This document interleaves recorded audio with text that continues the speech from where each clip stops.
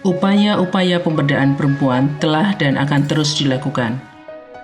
Untuk Kabupaten Malang, salah satunya adalah menjawab fenomena gunung es pernikahan dini atau perkawinan anak.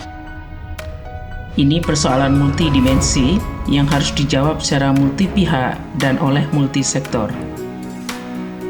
Perlu perorganisasian kelompok basis, penyadaran publik, dan dialog-dialog panjang dengan para pengambil kebijakan.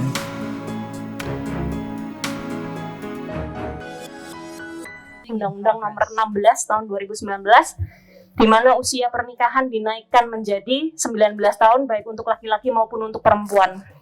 Apakah kemudian naiknya batas usia pernikahan ini efektif mengurangi angka perkawinan pada anak? Ternyata tidak demikian. Undang-Undang Perkawinan pasal 7 itu awalnya adalah usia nikah itu 16 tahun. Sebelum Undang-Undang Perkawinan di hukum perdata, KUH Perdata itu 15 tahun malahan perempuan, laki-lakinya 18 tahun. Kemudian dinaikkan 1 tahun di Undang-Undang Nomor 1 Tahun 74. Yang kemudian oleh teman-teman di Jakarta diperjuangkan untuk disamakan.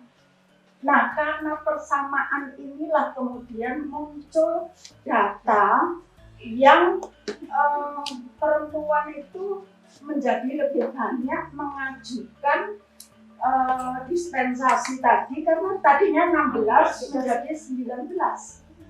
Jadi ada lompatan yang luar biasa sehingga data itu munculnya begitu. Orang jadi gelagapan begitu. Kok banyak banget yang mengajukan dispensasi dari pihak perempuan. Walaupun Pengadilan Agama mengemukakan bahwa mayoritas yang di ACC itu karena sudah hamil. Dalam 6 bulan ini kami melihat adanya perubahan signifikan dalam hal pengetahuan dan juga kesadaran akan fenomena pernikahan dini sebagai sesuatu yang bukan normal-normal saja atau biasa-biasa saja, tetapi menjadi sebuah hal yang luar biasa, membawa dampak atau berpengaruh pada kehidupan seseorang, baik secara fisik, ekonomi, sosial, budaya, dan juga faktor-faktor lain yang berpengaruh pada kualitas kehidupan seseorang.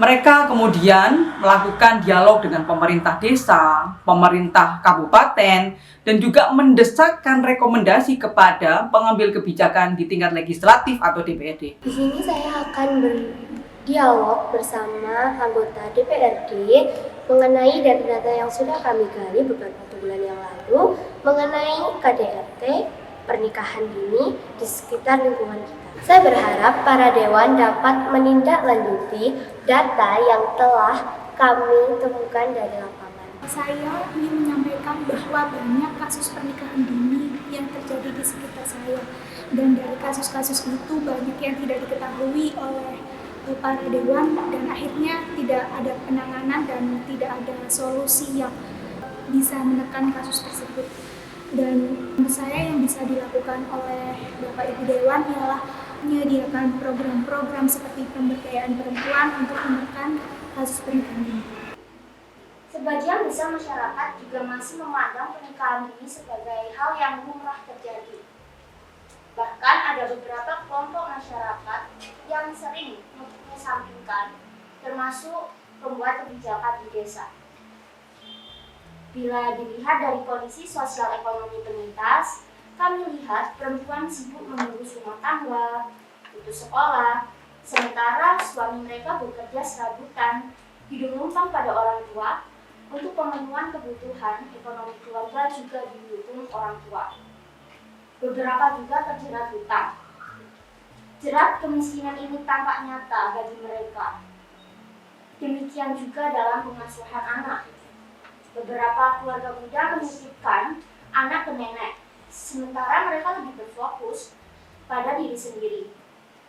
Suami istri yang belum matang secara psikologis beresiko mengalami KDRT atau kekerasan dalam rumah tangga. Kondisi ini akan berkelanjutan bila tidak ditangani. Saya dengan Ibu Yuyun dari pertemuan Dewan tadi menyimpulkan bahwa saya bisa mensosialisasikan di warga atau wilayah saya agar ibu-ibu bisa bergabung dengan kita untuk mensosialisasikan dampak dan akibat dari pernikahan dini tersebut.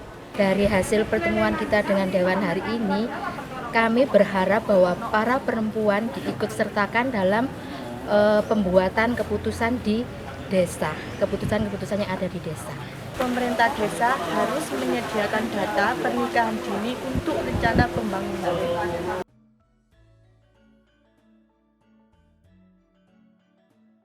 Dalam remajanya kami memiliki program sekolah siaga kependidikan, itu sudah ada di 35 sekolah dari SMP dan SMA serta MAN. Remaja dalam WHO itu terbagi menjadi dua, yaitu remaja yang di awal itu 11-14 itu kategori SMP, kemudian 18 sampai 21 itu kategori SMA. Kami dalam program sekolah siaga pendidikan ini juga sudah masuk ke wilayah Karangploso, yaitu dalam artian sekolah yang mengintegrasikan pendidikan kependudukan, keluarga berencana, dan pembangunan keluarga ke dalam beberapa mata pelajaran atau mapel atau muatan lokal khusus kependudukan. Pernikahan dini memang bukan sebuah penyelesaian dari sebuah pernikahan, tetapi akan merupakan masalah besar untuk selanjutnya. Kalau misalnya dari koalisi kepemimpinan perempuan ini akan berkolaborasi dengan kami pun, kami siap dan terbuka untuk membantu. Karena kami punya kepanjangan tangan, kalau Bapak bisa, Bapak Ibu merambahnya hanya Singosari dan Karangploso, kami sudah punya kader di seluruh Kabupaten Malang. Dan nanti kami bisa, kalau Ibu ingin misalkan memberikan materi atau mengajak PKB kami untuk bergerak di apa yang menjadi harapan dari Ibu, bisa kami bantu. Penekanan kami mohon nanti mungkin dari Bapak Saikrul untuk bisa melakukan menyatukan OPD terkait untuk lebih menguatkan fungsi kelembagaan pemerintah desa. Tanpa ada masukan seperti ini, Bu, kita kan juga nggak tahu. Dipikir permasalahan itu biasanya timbul itu kalau sudah ada yang dari bawah keluar-keluar, Bu. Nah, ya. Tapi kalau nggak ada yang memberi masukan, ya kita sendiri turun ke bawah kadang itu nggak menemukan hal-hal yang negatif. Selalu yang diomongkan selalu positif begitu. Dengan sumber daya yang ada, kami mendorong pemerintah daerah untuk melakukan replikasi atas model yang sudah kami inisiasi. Jalan masih panjang, namun kita harus terus melangkah.